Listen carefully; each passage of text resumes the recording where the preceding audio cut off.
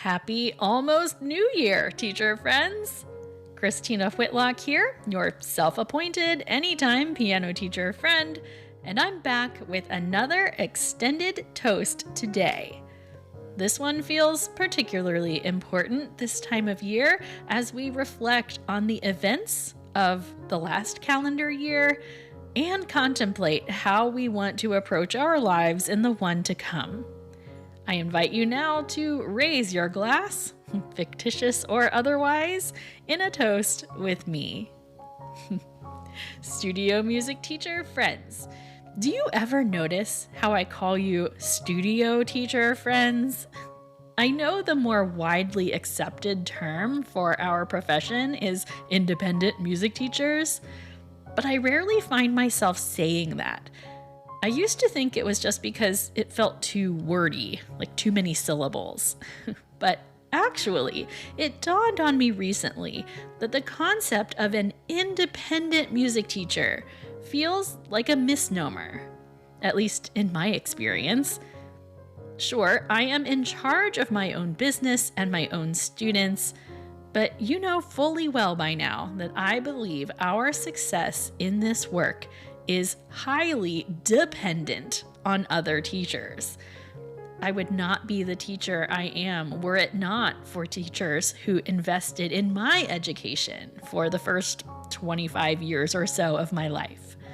Likewise, I would not be the teacher I am without the countless connections I've made with teachers like you throughout my career.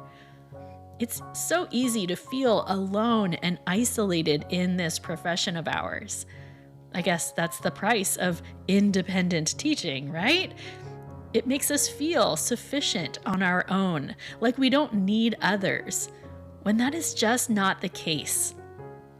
I want you to take a moment and imagine how many thousands of us are out there teaching lessons from our homes and commercial studios and various community spaces and university offices every day.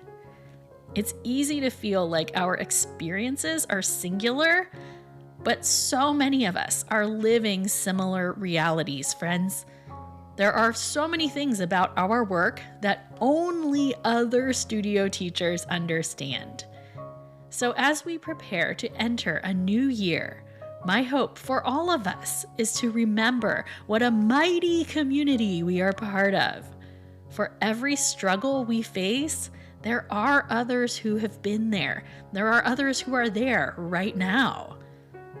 We may be, quote, independent music teachers, but we are not alone in this work, and I am grateful.